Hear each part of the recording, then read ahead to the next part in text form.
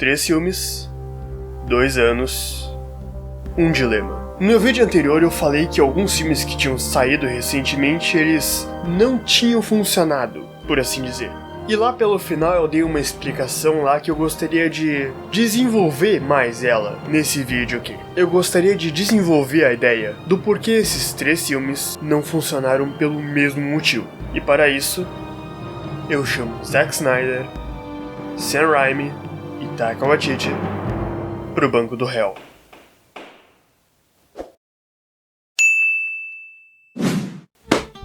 E aí, seus mané, quem fala é o Correio Inverso.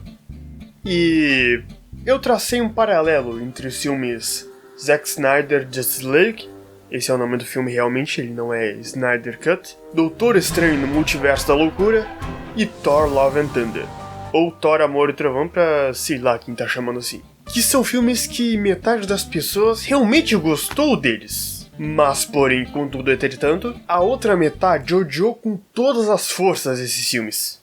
Talvez eu esteja exagerando um pouco. Ou não até. E lendo os motivos, os plausíveis é claro, assim, pelo menos 90% das pessoas que não gostaram desses filmes reclamaram da mesma coisa, que esses filmes tinham diretorzices demais neles. Eu explico. O primeiro filme que chamou atenção para isso foi o Zack Snyder Justice League, que ficou cheio de cenas em câmera lenta, e quando eu digo cheio, muitas vezes eu quero dizer desnecessário, poses exageradamente épicas, algo que eu não consegui fazer agora, e o mais importante, bem desaturado de cores. Mas tá, hyparam, odiaram, curtiram, reclamaram, passada essa fase, chegou Doutor Estranho no Multiverso da Loucura. Que foi um filme que acabou ficando incrivelmente brega até, talvez eu não possa estar falando tanto disso, mas mesmo assim, que foi um estilo que a gente não reclamou tanto na trilogia do Homem-Aranha, talvez até pela idade e pela novidade, que era filmes bons de super-heróis, e na saga Evil Dead, que não era tão séria também pra início de conversa. Mas esse filme do Doutor Estranho, ele tinha que ser diferente. O padrão Marvel de fazer filmes, ele pode ser ruim na maioria das vezes, mas em situações dessas, ele ajuda muito o filme a não ficar tão estranho. E digamos que algumas cenas em CGI e algumas ideias do roteiro também não ajudaram muito o filme. E dessa vez, sem ter superado direito essa fase, veio o quê? Thor Love and Thunder. O filme ficou com piadas à torta e à direita, e ainda por cima o diretor disse que se ele pudesse ter um Director's Cut, ele teria adicionado mais piadas ainda. Dá até pra fazer um paralelo, os bodes gritantes de Thor Love and Thunder e o coro épico da Mulher Maravilha no Snyder Cut. Os 80 km por hora, quem ficou chato mais rápido? Foram esses 3 filmes que chamaram a atenção para esse assunto de filmes que a direção ficou tão distante que o conteúdo chega a não funcionar direito. E isso não é exclusividade do cinema. Temos aí a série O Livro de Boba Fett, chamando o Robert Rodrigues pro banco de testemunha, que é um diretor que ele é galhofa demais pra Star Wars. Se o negócio é muito nerd, tem que ser tratado com muito cuidado. E com isso a série ficou bizarra de brega. Ok que o roteiro não ajudou muito, mas isso não é desculpa. Mas eu também não vou chegar aqui e pagar de estúpido e achar que esse assunto é atual. O diretor fazendo besteira com material original vem de muito tempo já. Já puxando aí Michael Bay como testemunha. Vendo aí a saga Transformers dele, por exemplo, que segue muito o método Michael Bay para fazer filmes, que se trata da baderna visual regada a muitas explosões, o bololô sonoro, causado geralmente pelas explosões, e uma gostosa. Não, isso não tem nada a ver com explosões. Eu acho. Misturada ao design dos robôs que pareciam muito mais um acidente de carro do que qualquer outra coisa. Um acidente de carro provavelmente muito regado a explosões. Chega! Mas nem sempre a visão muito forte do diretor pela obra tem que ser alguma coisa ruim. Já mudando aí a minha posição para advogado de defesa. Chamando aí como testemunha o James Gunn, que dirigiu os filmes Os Guardiões da Galáxia e o filme O Esquadrão Suicida. Isso é bem importante para não confundir um filme bom com um filme merda. Então vamos deixar ele bem claro aqui. Que dá pra sentir a influência dele nesses 2 filmes. 3.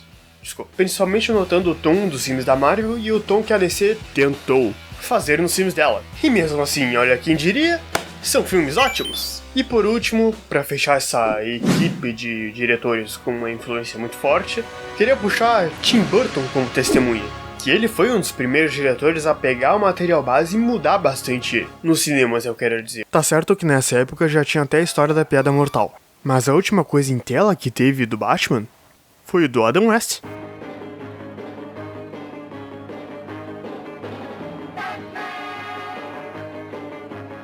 E depois veio Michael Keaton.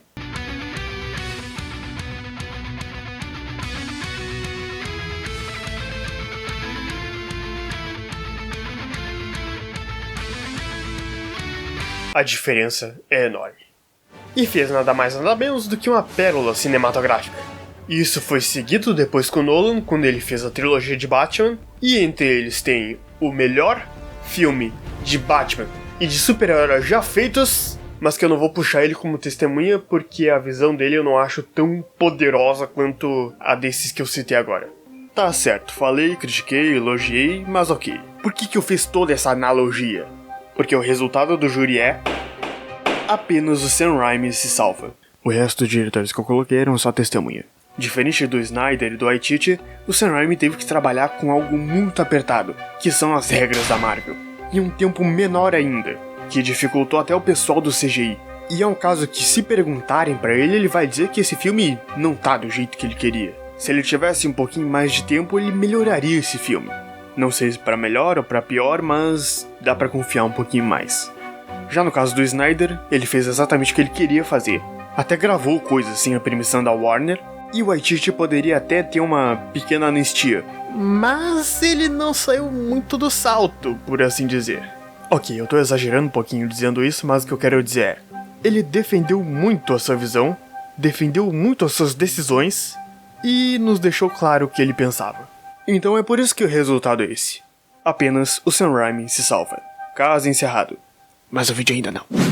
Mas tá, por que eu tô esse tempo todo batendo nessa tecla? O que eu quero dizer com isso? Porque essas situações recentes, esses 3 filmes que saíram, eles levantaram uma questão que me chamou muita atenção.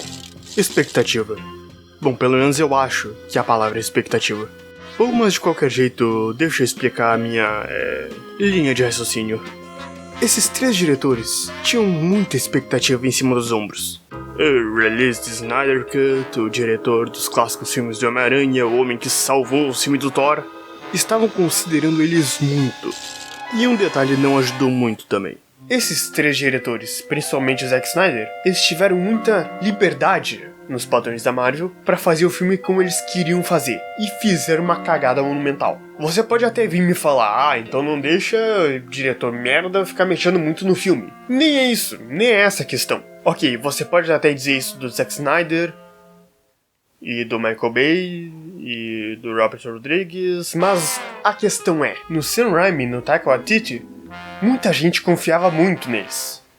O Gaveta e o Azaghal, por exemplo, eles apostaram muito forte nesse filme. Mas eu acredito que o próximo Thor, Love and Thunder, vai ser um bom filme. Não tem como esse filme ser ruim. Não tem, cara. Tem 2 bodes gigantes e 2 cabras gritando, mano. Careca tem uma sorte mesmo, hein? E isso, infelizmente, não foi bastante para eles não decepcionarem no resultado final. Então fica o questionamento: até onde as ideias de uma única pessoa valem a pena? E isso é uma discussão para todas as mídias. A primeira que eu lembro aqui é a animação. Tem um desenho da Cartoon, Problem Solvers, que é a coisa mais estranha que eu já vi na Cartoon Network. O Snyder até podia ser exagerado, mas pelo menos eu conseguia ver uma cena do filme e entender o que estava acontecendo. E foi um desenho que teve total aval do criador para fazer o que queria, e ficou bizarro. Eu gostaria de adicionar que isso aconteceu também mais recentemente. Afinal, temos aí o Robert Zemeckis, o diretor de Volta para o Futuro, Forrest Gump, Náufrago, grandes filmes. Mas ele também dirigiu Pinóquio, de 2022, que é decepcionante. Então bem tranquilamente ele podia estar nessa lista. Mas por hoje é só isso. Se você gostou, você sabe o que fazer. Até a próxima.